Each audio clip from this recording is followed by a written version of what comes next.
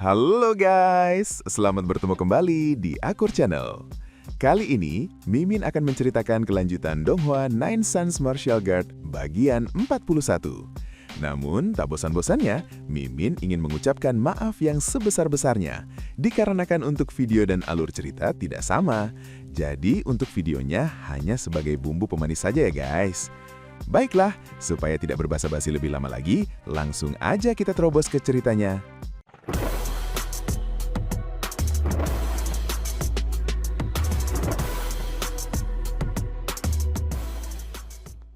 Pada episode sebelumnya, diceritakan Ye Yunfei membuka tabir kekuatannya. Ia menembus alam surgawi dengan menyerap jutaan kristal spiritual, memicu badai energi yang mengguncang istana. Kabar itu mengguncang sekte-sekte besar dan istana kekaisaran, memicu ambisi, ketakutan, dan rencana kudeta. Sementara musuh merancang kematiannya, Ye Yunfei justru menguasai teknik pedang terbang. Dari kejauhan, satu tebasan sunyi membelah dunia, menandai lahirnya ancaman yang tak bisa dihentikan. Jarak yang dapat dicapai oleh teknik pedang terbang sepenuhnya bergantung pada kekuatan jiwa sang pendekar pedang. Saat ini, kekuatan jiwa Ye Yunfei hanya mampu menjangkau 1000 meter, sehingga jarak kendali pedang terbangnya pun terbatas pada angka yang sama.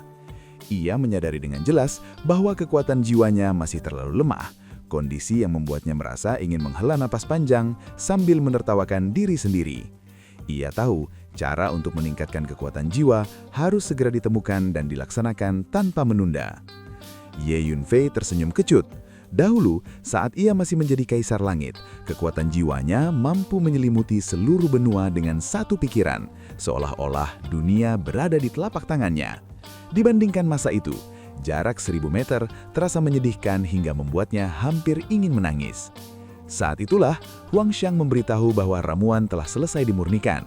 Beberapa saat kemudian, lebih dari sedosin pil spiritual terbang keluar dari kuali, terdiri dari ramuan tingkat 5 dan tingkat 6. Ye Yunfei langsung memutuskan agar semua ramuan itu diberikan kepada Ibu Suri, menandai berakhirnya urusan tersebut.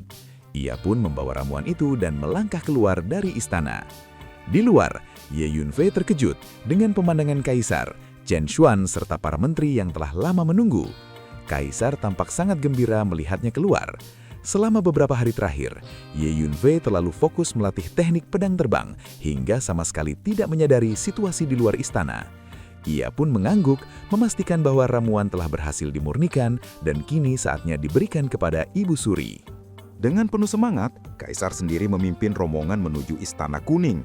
Tak lama kemudian, mereka tiba dan memasuki kamar Ibu Suri. Ye Yunfei segera menyadari bahwa kondisinya jauh lebih parah dibanding beberapa hari sebelumnya. Ia telah jatuh ke dalam koma, nyaris tak bernapas, benar-benar berada di ambang kematian. Melihat keadaan itu, Kaisar dipenuhi kekhawatiran. Ye Yunfei pun langsung menyerahkan pil vitalitas dan meminta agar ramuan itu diberikan terlebih dahulu. Kaisar segera melakukannya tanpa ragu. Pada saat yang sama, Chen Xuan membeku menatap pil tersebut, menyadari bahwa itu adalah pil penambah vitalitas tingkat 5, dan pikirannya langsung dipenuhi spekulasi yang mengguncangkan. Tak lama setelah pil itu dikonsumsi, tubuh Ibu Suri tiba-tiba bergetar hebat. Kekuatan hidupnya melonjak drastis. Tubuh kurusnya perlahan terisi kembali oleh darah dan daging. Semua orang terperangah, menyaksikan pemandangan yang seolah hanya ada dalam legenda. Metode ini benar-benar tampak ilahi.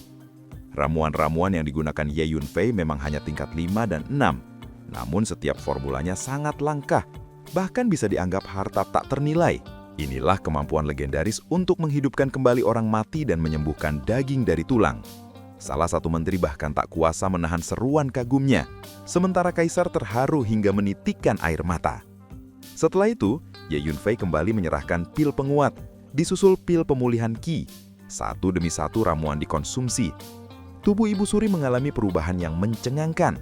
Tubuhnya yang rapuh menjadi berisi, kulitnya kembali elastis, rambut putihnya berubah menjadi hitam, seolah waktu berbalik arah. Wajahnya pun semakin muda hingga tampak seperti wanita paruh baya yang cantik dan penuh pesona. Semua orang di ruangan itu terdiam, tak mampu mempercayai apa yang mereka lihat. Ini adalah permajaan legendaris, sebuah keahlian ilahi.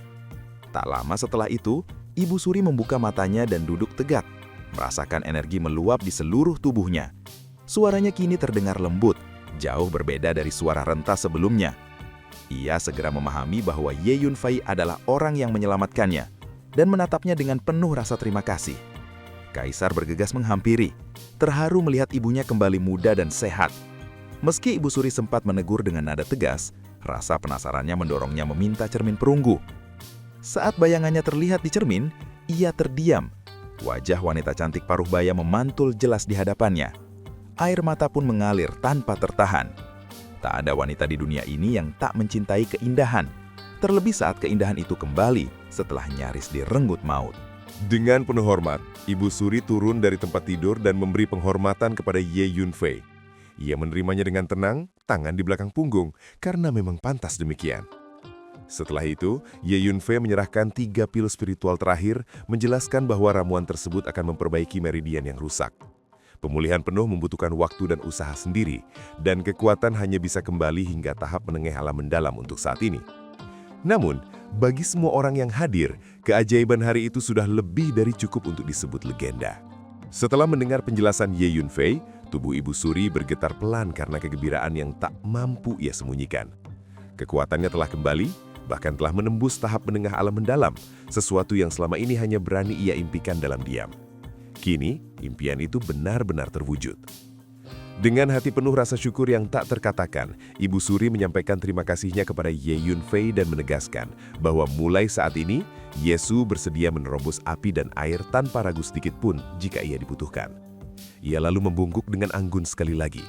Sebagai wanita paruh bara yang tetap memesona dan Ibu Suri yang terlatih dalam etiket istana selama bertahun-tahun, setiap gerakannya tampak elegan dan menarik perhatian. Ye Yunfei hanya mengangguk sambil bersenyum, menanggapi dengan rendah hati. Ia kemudian menyatakan tugasnya merawat Ibu Suri telah selesai, dan setelah itu bukan lagi urusannya. Dengan tenang, ia menatap Kaisar dan bersiap meninggalkan ruangan. Namun, Kaisar segera menghentikannya dan menyerahkan tanda penghargaan. Ia sendiri maju sambil membawa 2 cincin spasial dan menyerahkannya kepada Ye Yunfei. Di dalam cincin itu, tersimpan kristal spiritual dalam jumlah besar, tumbuhan spiritual, serta berbagai bahan langka dan berharga. Ye Yunfei menerimanya tanpa ragu, karena ia memang sangat membutuhkan dana. Keluarga Ye memerlukannya untuk berkembang, dan kultivasinya sendiri menuntut biaya besar. Jalan seni bela diri memang selalu mahal.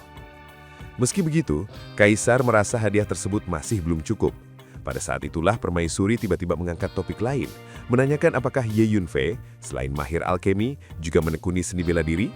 Kaisar segera menjelaskan bahwa Ye Yunfei tidak hanya bertakat, tetapi juga seorang murid inti sekte Tian Yuan, bahkan pernah membunuh ahli alam surgawi dengan kultivasi yang jauh di atasnya. Semua ini telah diselidiki Kaisar secara menyeluruh. Ia juga mengetahui bahwa Ye Yunfei sebenarnya telah berada di tahap awal alam surgawi, hanya saja menyembunyikan auranya dengan teknik rahasia. Ibu Suri pun semakin terkejut dan kagum, lalu menanyakan apakah Ye Yunfei berlatih ilmu pedang. Jawaban Ye Yunfei singkat dan tegas. Mendengar itu, Ibu Suri menyatakan keinginannya untuk menghadiahkan sebuah harta karun ajaib. Meski Ye Yunfei tidak terlalu menaruh harapan, karena ia telah mempersiapkan pembuatan pedang roh 5 elemen dan tidak tertarik pada harta biasa, ia tetap bersedia melihatnya. Ibu Suri kemudian mengajak Ye Yunfei mengikutinya. Kaisar sempat ingin ikut, namun diminta untuk tetap tinggal. Ye Yunfei tidak menolak dan berjalan bersama Ibu Suri melewati istana. Berkat ramuan Ye Yunfei, kondisi Ibu Suri sangat prima. Langkahnya ringan dan penuh energi, meski kekuatannya belum sepenuhnya pulih. Tak lama kemudian, mereka tiba di sebuah istana bawah tanah tersembunyi, ruang penyimpanan rahasia harta keluarga kerajaan. Di sanalah tersimpan warisan dari generasi ke generasi. Ibu Suri menuju ke arah sebuah sudut, tempat sebuah meja kuno tua berdiri dengan sebuah pedang besar di atasnya. Pedang itu tebal, tumpul, panjangnya hampir 2 meter, berwarna gelap dan sekilas tampak seperti balok besi raksasa. Namun, begitu Ye Yunfei melihatnya, matanya langsung berbinar. Ia menyadari bahwa itu adalah artefak sejati, tingkat yang bahkan melampaui artefak spiritual. Di Kekaisaran Qin yang terpencil, artefak spiritual tingkat rendah saja sudah sangat berharga, apalagi artefak sejati. Ye Yunfei mengangguk dalam hati, mengakui kekayaan keluarga kerajaan, lalu memastikan kembali apakah Ibu Suri benar-benar berniat memberikannya. Jawaban Ibu Suri penuh ketegasan dan ketulusan, bahkan memperbolehkannya mengambil apapun dari perbendaharaan. Jelas bahwa rasa terima kasihnya bukan basa-basi. Ye Yunfei tertawa ringan dan menerima pedang tersebut. Ia melangkah mendekat, menyapu debu dari meja dan pedang, lalu menggenggam gagangnya. Seketika beban mengerikan menghantamnya, hingga tubuhnya condong ke depan dan hampir terjatuh. Untung ia bereaksi cepat dan melepaskannya tepat waktu. Rasa terkejut menyelimuti Ye Yunfei. Dengan kekuatan fisik mendekati 200.000 jin, pedang itu berarti memiliki berat setidaknya sebesar itu. Ia segera menggunakan kekuatan jiwanya untuk menyelidiki, dan akhirnya memahami segalanya. Pedang itu ditempa dari emas merah tua dan besi hitam, dua bahan yang terkenal luar biasa berat dan keras. Bahkan harta sihir biasa akan hancur seperti kertas jika bersentuhan dengannya. Pedang ini bukan artefak biasa, melainkan harta tak ternilai, yang kekuatannya sepenuhnya tergantung pada penggunanya. Melihat Ye Yunfei kesulikan, Ibu Suri menjelaskan bahwa bahkan dirinya di puncak alam mendalam pun sulit mengangkatnya. Pedang itu diwariskan turun-temurun, lengkap dengan cincin spasial khusus untuk menyimpannya. Di samping pedang, sebuah cincin dengan desain kuno memang tergeletak. Ye Yunfei mengambil cincin tersebut, dan begitu cincin menyentuh pedang, pedang besar itu langsung terserap ke dalamnya. Ia pun menyampaikan terima kasihnya dengan tulus. Hadiah ini sangat berharga mengingat nilai emas merah tua dan besi hitam yang luar biasa. Ibu Suri menegaskan bahwa kebaikan Ye Yunfei jauh lebih besar daripada hadiah apapun. Setelah itu, Ye Yunfei berpamitan dan meninggalkan istana. Meski Ibu Suri berusaha menahannya dengan menawarkan jamuan besar, Ye Yunfei sama sekali tidak tertarik. Ia datang ke ibu kota hanya dengan dua tujuan, memenuhi undangan pangeran ketiga untuk kompetisi alkemi dan menyembuhkan Ibu Suri. Keduanya telah tercapai. Kini, tujuan berikutnya telah menanti, menghancurkan keluarga Li di kota kekaisaran. Sementara itu, di tempat lain, Ye Yunfei telah menetapkan dalam hatinya bahwa keluarga Li, kediaman Perdana Menteri, dan Putra Mahkota adalah tiga kekuatan yang harus dieliminasi. Jika tidak, keberadaan mereka akan selalu menjadi bahaya tersembunyi yang mengancam. Ia terbang keluar dari istana dengan mata menyala oleh niat membunuh yang sangat kuat. Setelah lebih dari 1000 tahun berlatih, Ye Yunfei memahami satu kebenaran mutlak. Seseorang tidak boleh berhati lembut ketika berurusan dengan musuh. Bersikap lunak pada musuh sama artinya dengan bersikap kejam pada diri sendiri. Dunia para praktisi seni bela diri begitu kejam, dan pembunuhan seolah telah menjadi tema abadi yang tak pernah berubah. Sebelum Ye Yunfei benar-benar meninggalkan istana, Chen Xuan tiba-tiba menyusulnya dengan nafas terengah-engah memanggil namanya dengan tergesa. Tang Feng berlari di belakangnya, berusaha mengejar sambil terengah. Ye Yunfei berhenti dan berbalik, menanyakan maksud kedatangan mereka. Chen Xuan segera meluapkan kekagumannya, memuji kemampuan medis Ye Yunfei yang menurutnya sungguh luar biasa dan menakjubkan, disertai sikap yang sangat hormat. Ye Yunfei mengerutkan kening, mengira Chen Xuan hanya datang untuk mengatakan hal itu, dan menyatakan ia masih memiliki urusan lain.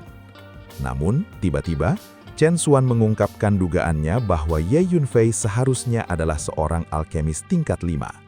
Ramuan yang diberikan kepada Ibu Suri jelas bukan ramuan kelas 4, melainkan setidaknya kelas 5. Ye Yunfei hanya meliriknya sekilas, lalu berbalik untuk pergi. Melihat itu, Chen Xuan menjadi cemas dan segera menyampaikan bahwa ia memiliki sebuah permintaan. Ye Yunfei pun menghentikan langkahnya. Dengan penuh ketegasan, Chen Xuan mengungkapkan keinginannya untuk belajar alkemi dari Ye Yunfei dan menjadi muridnya. Setelah menyaksikan langsung kemampuan medis Ye Yunfei, kekagumannya telah berubah menjadi keyakinan kuat. Ia percaya bahwa Ye Yunfei sama sekali bukan alkemis tingkat 4. Ye Yunfei terkejut mendengar permintaan itu. Chen Xuan pun semakin bersemangat memohon agar diterima sebagai murid.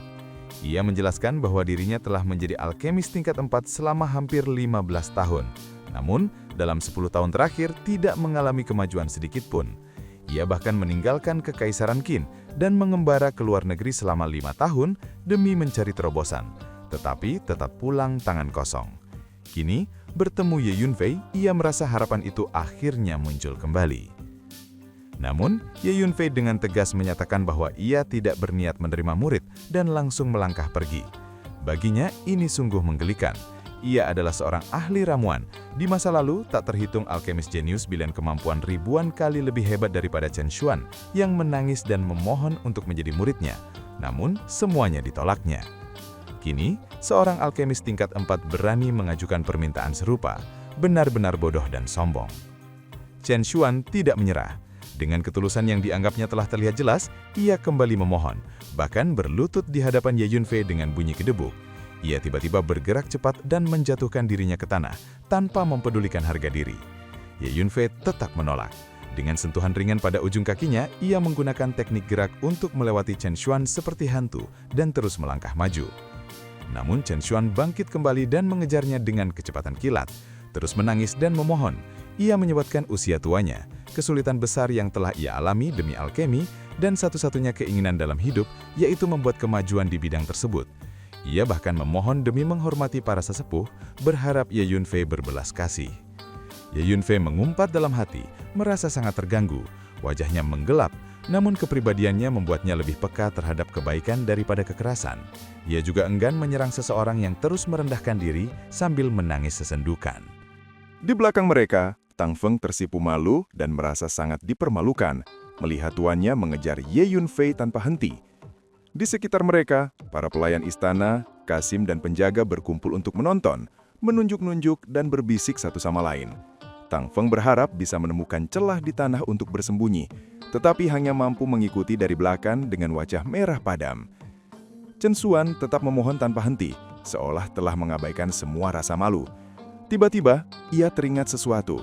Ia mengeluarkan beberapa batu gelap dari cincin spasialnya, menjelaskan bahwa batu-batu itu tampaknya sangat bermanfaat bagi kekuatan jiwa dan mempersembahkannya kepada Ye Yunfei. Ye Yunfei yang semula hendak menjauh, mendadak berhenti. Matanya tertuju pada batu-batu hitam itu, dan rasa terkejut pun muncul. Ia segera memastikan bahwa benda tersebut memang batu jiwa, kristal langka dan berharga yang mengandung kekuatan jiwa dalam jumlah besar dan sangat bermanfaat untuk pengembangan jiwa. Ye Yunfei menanyakan asal-usul batu tersebut. Chen Xuan menjelaskan bahwa ia menemukannya secara tidak sengaja di pegunungan wilayah timur saat mengembara, dan sejak menyadari manfaatnya, ia selalu menyimpannya. Setelah berpikir sejenak, akhirnya Ye Yunfei akhirnya memutuskan. Ia bersedia menerima Chen Xuan sebagai murid nominal, dengan satu syarat. Jika ada waktu, Chen Xuan harus membawanya ke pegunungan tersebut. Ye Yunfei menduga bahwa di sana mungkin terdapat tambang batu jiwa, sesuatu yang terlalu berharga untuk dilewatkan. Chen Xuan sangat gembira mendengar hal itu. Ia bersumpah akan membawa Ye Yunfei ke pegunungan itu dan segera berlutut di hadapannya, bersujud 3 kali dengan bunyi gedebuk. Ye Yunfei memerintahkannya untuk bangkit. Sikap Chen Xuan pun berubah menjadi sangat hormat. Ia lalu memanggil Tang Feng dan memerintahkannya untuk memberi hormat kepada guru besarnya. Tang Feng sangat malu, tubuhnya kaku, dan wajahnya merah seperti pantat monyet. Namun ia tidak berani membantah perintah Chen Xuan. Dengan terpaksa, ia berlutut di depan Ye Yunfei, menundukkan kepala dalam-dalam. Mengingat bagaimana dulu ia mempersulit Ye Yunfei, rasa malu itu semakin menusuk. Chen Xuan memarahinya karena suaranya terlalu pelan. Akhirnya Tang Feng mengerahkan seluruh tenaganya dan berseru dengan keras.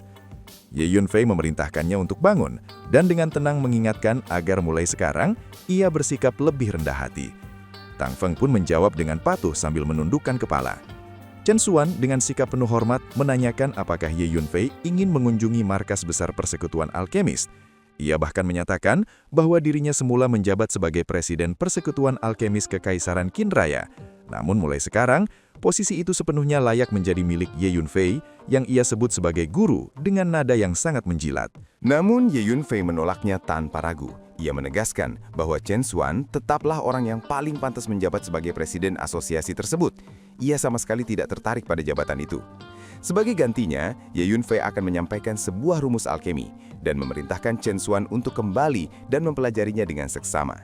Ia ingin melihat sejauh mana pemahaman Chen Xuan sebelum memutuskan apakah ia layak diterima sebagai murid resmi.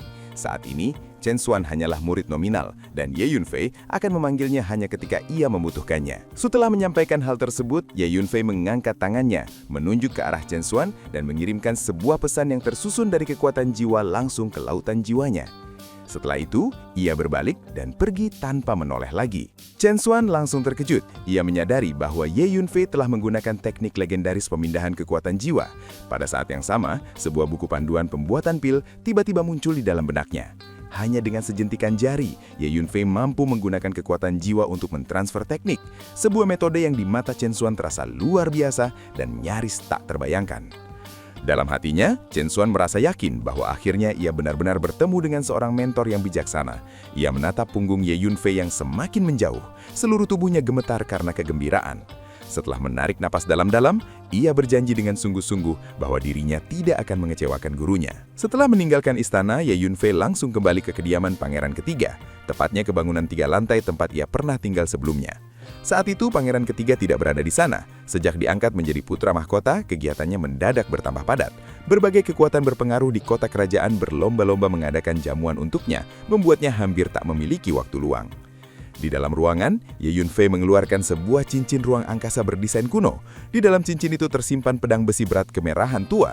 Ia bergumam pada dirinya sendiri bahwa langkah pertama adalah mencari cara untuk mengendalikan pedang tersebut.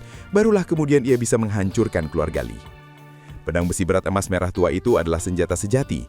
Begitu dikuasai, kekuatannya akan sangat menakjubkan. Namun, masalah terbesar terletak pada beratnya.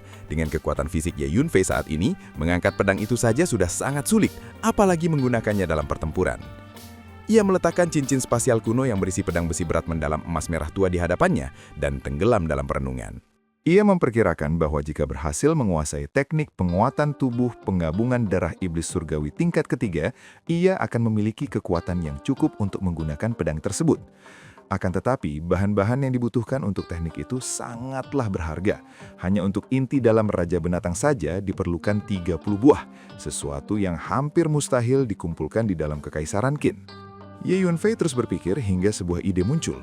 Mungkin ia bisa mencoba pil kekuatan brutal kekacauan. Pil ini mampu meningkatkan kekuatan fisik untuk sementara waktu. Meski memiliki banyak batasan, hanya bisa digunakan sekali sehari dan efeknya hanya bertahan selama waktu membakar sebatang dupa. Itu adalah satu-satunya pilihan yang tersedia saat ini. Setelah mempertimbangkannya cukup lama, Ye Yunfei akhirnya mengambil keputusan tersebut. Namun, ia kembali mengernyit, menyadari bahwa pil kekuatan brutal kekacauan adalah pil spiritual tingkat 7, dan mengumpulkan semua tanaman obat yang dibutuhkan jelas bukan perkara mudah. Pada saat itu, ia teringat bahwa Chen Xuan adalah presiden persekutuan alkemis dan mungkin memiliki jalur khusus untuk memperoleh ramuan spiritual. Tanpa ragu, Ye Yunfei memanggil seorang pelayan di kediaman Pangeran Ketiga dan memerintahkannya untuk mencari Chen Xuan.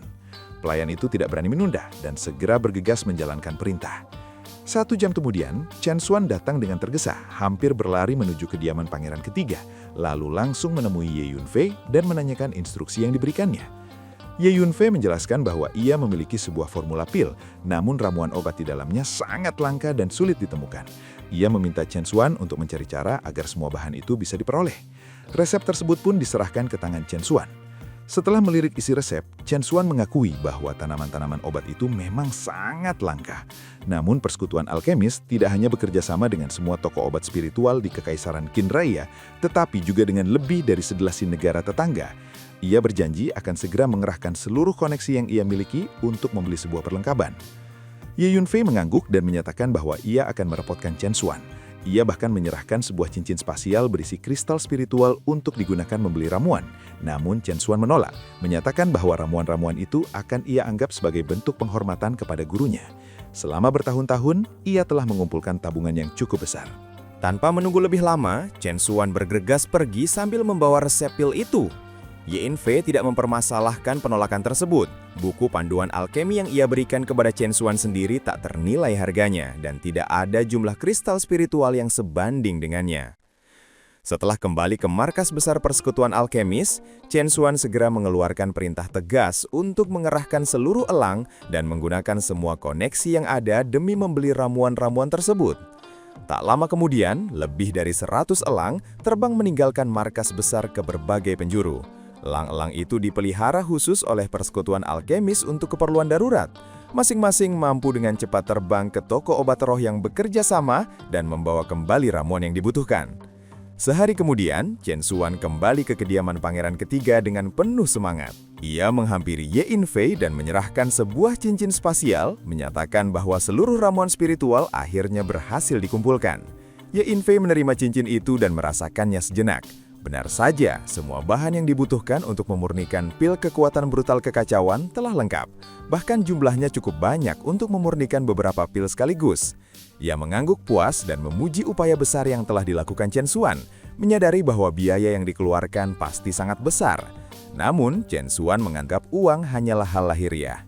Baginya, bisa melakukan banyak hal untuk tuannya adalah sebuah keberuntungan. Ye Yunfei kembali mengangguk dan memerintahkannya untuk pulang ke rumah dan berlatih dengan tekun menggunakan buku panduan alkemi yang telah diberikan. Karena jika benar-benar dipahami, manfaatnya bakal sangat besar. Setelah itu, Chen Xuan berpamitan dan segera pergi, tak berlama-lama. Di dalam ruangan, Ye Yunfei mengeluarkan kuali alkemi dan mulai memurnikan pil.